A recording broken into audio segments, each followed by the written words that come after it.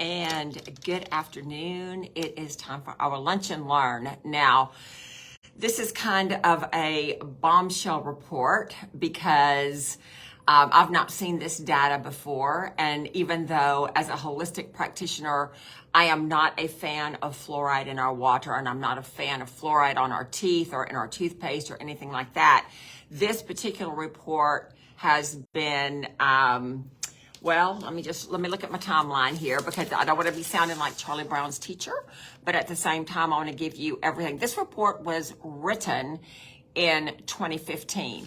It was not released to the United States until just this year. Okay, so from 2015 to 2023, this report has gone under a lot of revisions and edits and 5 peer reviews. They've made all the changes that the peer reviews wanted it to make, and still the government did not want this information out. It is out now. It was published March of this year, March the 15th, 2023. So it is about fluoride. It is about fluoride in our water. So it's a very long article. I read the whole article, but I do not want to sound like Charlie Brown's teacher, so I'm going to try and frame it up for you so that you can hear the, magnanimity of this research. I mean, it's just crazy, crazy. So this is the official position on fluoride in our water from this website is chemicalsafetyfacts.org.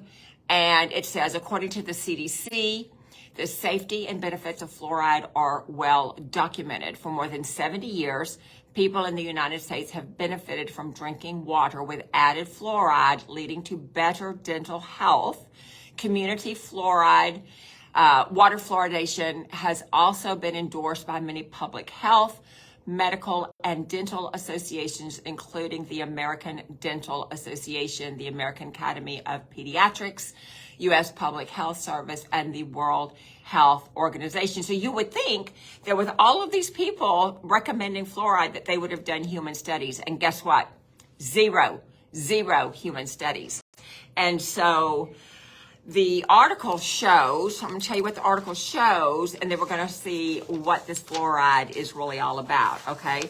So there is a part of the environmental working, the government, let me get my facts straight, okay?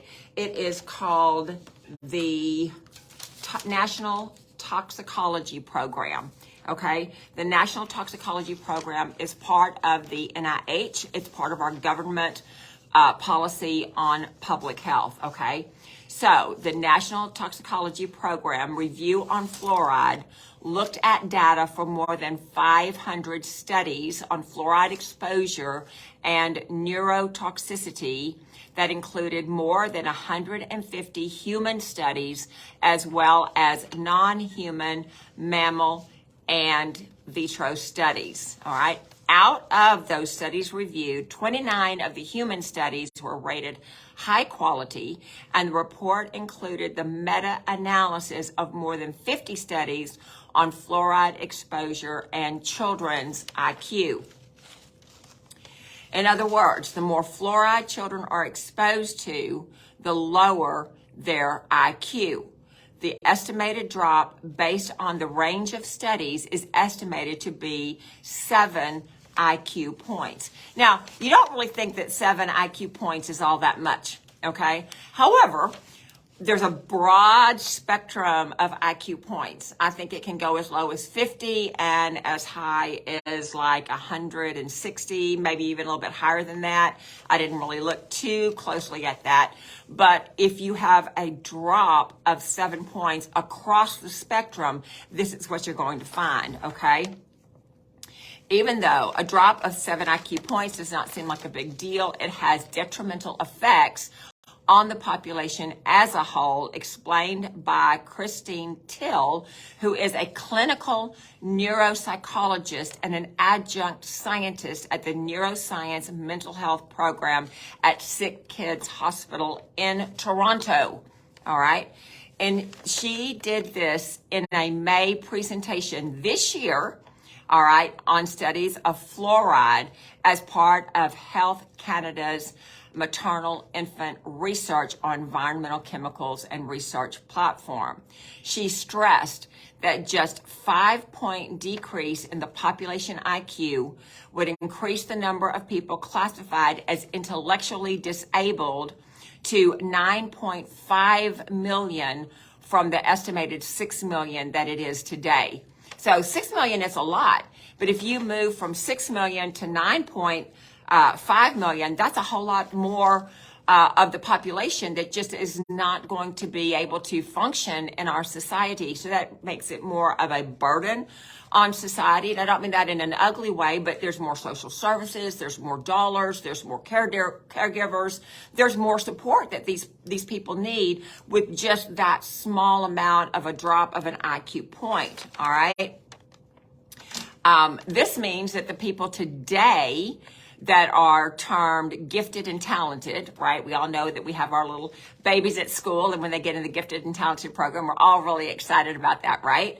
So what that means for them is that the number of people considered gifted would drop to 2.4 million as opposed to the 6 million that it is today. That is a huge, huge drop. To understand the significance of that cost, it helps to consider the effects of it at scale, all right? In May 2021, a review published in the journal Children, it was titled Cognitive Outcomes on Economic Evaluations from a Social Perspective, a review, all right? It says it is the cognitive outcomes on the economic evaluation from a societal perspective, a review, okay, I said that, estimates that the implied lifetime monetary valuation of IQ points in the United States to be between $10,600 and $13,100. In other words, if 100 million people lost 5 IQ points, that would amount to 5.3 trillion to 5.55 trillion in total lost income. That's a lot of income that we would lose as a country, all right, just because we had a loss of IQ points, and it's only just 7 IQ points. So this is really, really significant for you, for me, for our grandchildren, and all that kind of thing. So what is the big deal about fluoride? People will tell you, well, fluoride's no big deal. It's found naturally in the earth, blah, blah, blah, blah, blah, and it's in our fruits, it's in our vegetables, and yes, they're right. But that's not what we're talking about. What we're talking about is the chemical, all right? And the chemical that is added to our water actually is toxic waste from fertilizer plants, right? So nobody told you that when they asked you if it was okay to paint your child's teeth at the dentist, and nobody told you that when they told you that they were going to fluoridate your water. So we're going to talk a little bit about the nasty science about that, okay? So fluoride that we put in our water, all right, and I'm going to just mess up all these big long words, okay? Fluorosilicic acid, which is composed of tetrafluorosilicate gas, another species of fluorine gas, is captured in pollution scrubbers and concentrated to a 23% solution during wet process phosphate fertilizer manufacture, all right? Generally, the acid is stored outside in cooling ponds before being shipped to U.S. cities to artificially fluoridate drinking water. Now, why do they have to put this in cooling ponds? Because it is a neurotoxin and it will burn you and it will kill you, so they have to let it off gas into the environment, which reminds me of a report that I read about the French fries at the Golden Arches. All right. Those French fries happen to be my absolute favorite French fries, but I haven't had them in quite a few years, and I'll tell you why. They have these potatoes that they're very large potatoes because they like their fries to be nice and long, right? And so these potatoes are very, very fragile and they bruise, and they didn't want to have any blemishes on their fries. And so they take these potatoes and they put them in I'm going to say a hanger. They may not call it that, but I'm going to say they put it in a hanger, and they treat them with this chemical. I don't remember the name of the chemical, but the people that are treating these potatoes have to wear hazmat suits to treat these potatoes. And then the potatoes have to stay in a hanger for 10 days to off-gas that chemical before they can be touched by humans to be processed into the fries that I so love. Okay, now I don't eat them anymore. Since I read that report, I don't do that. I did the report last week on Propel, not drinking Propel anymore because my body is too important, my mental health is too important, just not going to do it. And so why would we take toxic gas from wet fertilizer production, and why would we put that in our water to fluoridate us? Well, I'm going to tell you why, because it solved a problem. It created a problem, but we didn't know about it, but it also solved a problem. So the fluoridating drinking water with recovered pollution is a cost-effective means of disposing of toxic waste. Now, toxic waste is toxic waste, right? You can't pretty toxic waste. I mean, I'm just saying. If it's nasty in this form, it's going to be nasty in this form. And just because you dress it up and put a bow on it, I'm not buying it. I'm just not buying it. So I'm telling you that. The fluorosilicic acid would otherwise be classified as a hazardous toxic waste on the Superfund priorities list of toxic substances that pose the most significant risk to human health and the greatest potential liability for manufacturers. The phosphate fertilizer manufacturing and mining are not environmentally friendly operations. All right. Most of these fertilizers are made in Florida. Now, in the area where these processing plants are, the human people that live in the vicinity, they have double the incidence of lung cancer and leukemia. So just being in the vicinity with all this toxic waste in the air is not helpful, and these people that live in this area have 2 times greater incidence of these cancers than people elsewhere in the United States. During the late 1960s, the fluorine emissions were damaging crops, killing fish, causing crippling skeletal fluorosis in livestock, and it also happens in humans as well. All right. So in the 1960s, this great Environmental Protection Agency chemist decided, I'm going to take this toxic runoff water and I'm going to process it in a way that we can add it to the drinking water, and then we will get fluoride into the population, and we're gonna win on this side and win on this side. Okay, this water contains 19% fluorine. All right, it is a scrubber liquid, right? It's easy to use, and it's soluble, which the fluoride that they used before was made from aluminum manufacturing, and it was much more expensive. So they're able to use this runoff water from the fertilizer plant that is highly toxic, put it in our drinking water, and we are taking this in. So what this National Toxicology Program, what they discovered is that the fluorine in our drinking water, right?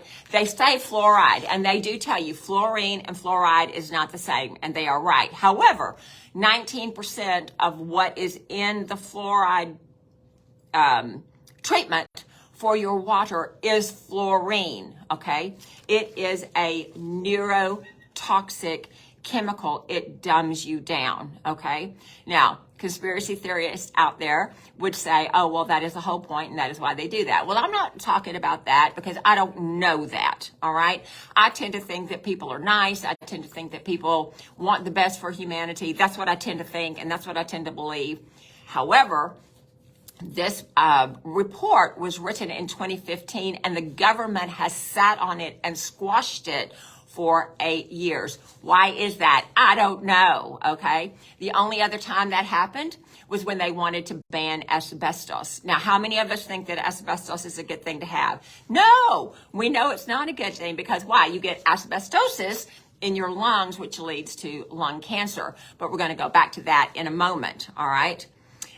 With the help of the EPA, this acid was transformed from a concentrated water toxic and waste liability to a proven calorie fighter. Now, when they did this, the EPA and the U.S. Public Health Services waived all testing procedures. No testing. There was no testing. What does this do to humans? What does this do to our bodies? Zero testing, all right? And with the help of the American Dental Association, it encouraged the cities to add the radioactive concentrate into America's drinking water as an improved form of fluoride. Now, what you might not know is I have been doing a thyroid boot camp clinic, right? And so we know that the thyroid is here and any kind of radioactive material hurts the thyroid. So here we are putting this radioactive material in our water supply. Is there any reason why 80% of females in the United States have undiagnosed thyroid disorder? Yeah, it's a no-brainer. It's an absolute no-brainer. All right. The product is not fluorine or fluoride as proponents state. It is a pollution concentrate. Fluorine is only one captured pollutant comprising 19% of the total product. By 1983, the official EPA policy was expressed by EPA Officer of Water Deputy Administrator Rebecca Hammer as follows. In regard to the use of fluoric acid as a source of fluoride for fluoridation, this agency regards its use as an ideal environmental solution with a long-standing problem. By recovering byproduct fluorosilicic acid from fertilizer manufacturing, water and air pollution are minimized, and water utilities have a low-cost source of fluoride available to them. In promoting the use of pollution concentrate as a fluoridation agent, the ADA, federal agencies, and manufacturers failed to mention that it was radioactive. Whenever uranium is found in nature as a component of a mineral, a host of other radionucleotides are always found in the mineral in various stages of decay. Uranium and all of its decay rate products are found in phosphate rock, fluorosilicic acid, and phosphate fertilizer. So as you're getting this runoff water from the fertilizer plant, you're getting that radioactive chemical into our water supply. All right. Not only that, there's more good news. Not only that, it has arsenic, cadmium, mercury, lead, sulfates, iron, and phosphorus, not to mention the other radionucleotides. So what does that mean? That means as human beings, we are a waste dump for heavy metals, and we are getting it on purpose in our water. This is why we don't drink tap water. This is why hopefully we do spring water, or we do reverse osmosis water, or at the very, very least, we buy one of those pitchers that has a filter in it. We plug a filter into our refrigerator. We have a filter on our water faucet at home so that we are at least filtering out some of these things. We want to make sure that we filter out chlorine. We want to make sure that we filter out the fluoride, because as was seen in this report, it is a neurotoxic. 7 IQ points on average people are losing, okay? So I just want to finish this up by going through the timeline with you so that you can do your own research on this, okay? I mean, seriously, you can do your own. It's not that hard to find. So in 2015, a meeting of the National Toxicology Program Board of Directors reveals a program is being developed to review the potential neurotoxicity of fluoride. In 2016, it publishes its first report on fluoride entitled Systemic Literature Review on the Effects of Fluoride on Learning and Memory in Animal Studies. In September 2019, the NTP releases a draft of its second report on fluoride titled Systemic Review of Fluoride Exposure and Neurodevelopmental and Cognitive Health Effects. The review looked at both animal and human studies, but focused more on the human studies. In 2019 to March 2020, the second report draft is peer-reviewed by the National Academies of Sciences, Engineering, and Medicine, NASEM. In September of 2020, the NTP incorporates NASEM's suggestion from the peer review, and it released its revised report. In September 2020 through February 2021, a second peer review is conducted by the NASEM, and it was revised and on the revised 2020 report. July 2021 to July 2022, the report is reviewed by various Department of Health and Human Services entities. In November 2021, the NTP incorporates the NASEM's comments from the second round of peer review process, and then it completes another peer review in 2021. In January 2022, the NTP states, pending general reviewer agreement with our documents, we are anticipating the public availability of the revised final state report by the end of March. That was March 2022. In May 2022, the NTP incorporates all the comments from all 5 external peer reviews and completes the finalized copy of the report that it decided to publicly release in May the 18th, 2022. June 2022, government officials decide to put the report on hold according to emails obtained via the Freedom of Information Act. October 2022 to May 2023, another review is done by an undisclosed working group set by the NTP's board to adjudicate the 325 comments and criticisms on the report we've received from external peer review and federal agency experts. March the 15th, 2023, after months of legal motions, subpoenas, extensive negotiations, and a court order, the National Institute for Environmental Health Sciences publicly released the NTP's final report that was intended to be published in May 2022.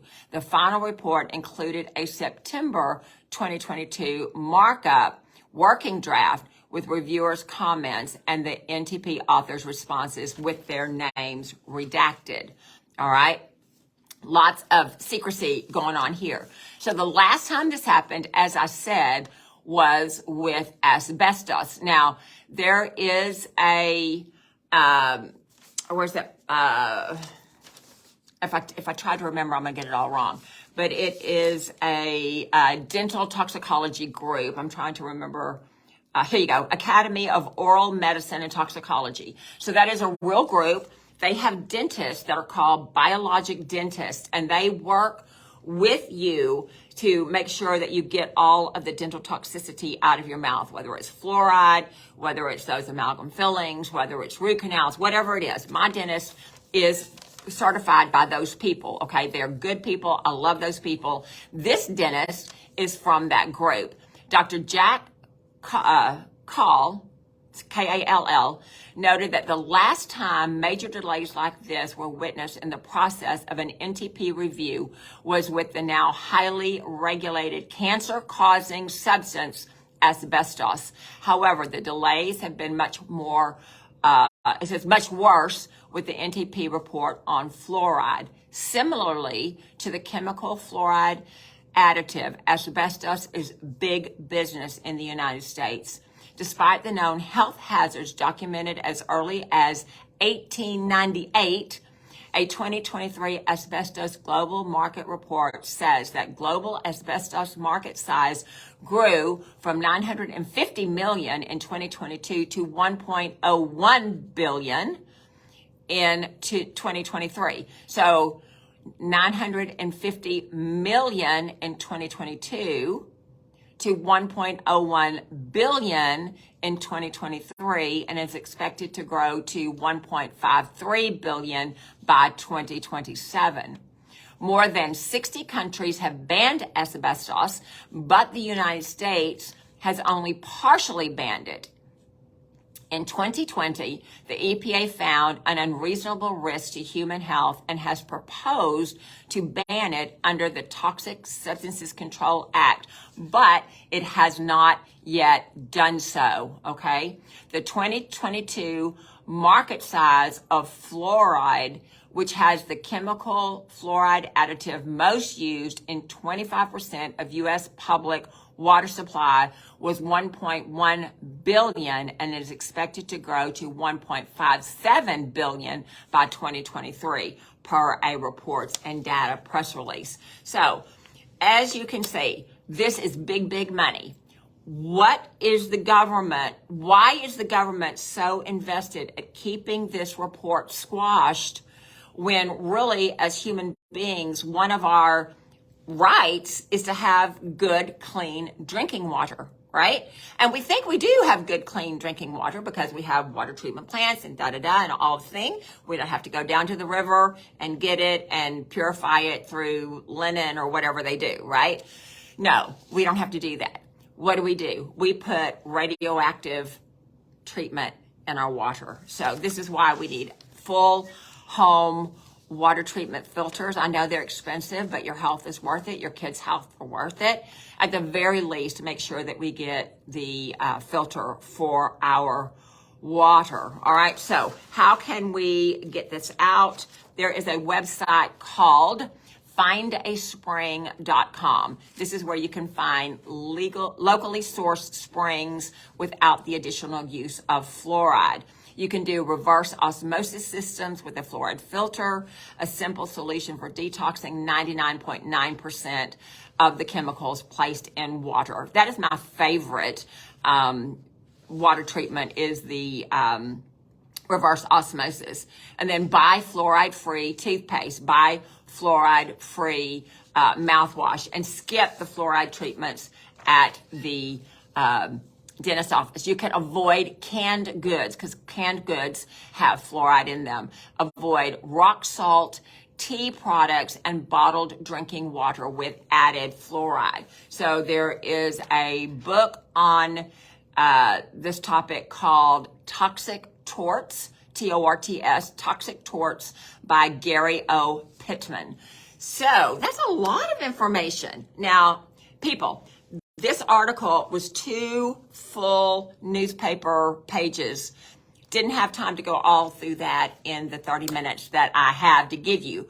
Tried to condense it, tried to shorten it. So if you have any kind of questions, if something wasn't clear, reach out and I'll give you that information. Thank you for joining. Thank you for liking, sharing, commenting, all the things. Okay, because that just helps our algorithm go higher, and Facebook thinks that we're providing good value, which we do want to provide good value for you. If there's anything specific you'd like us to talk about, let me know, and I will get that on the research team, which it's me. I'm the research team. All right. So I love you guys. It is the weekend. It is Father's Day weekend. Happy Father's Day to all the wonderful men out there. And just we love you, we care about you, and we just appreciate all you do for all the families that you serve. It's a good weekend. Take care of your dads. All right? Be good to yourself, and I will see you next week. Thank you so much for joining me.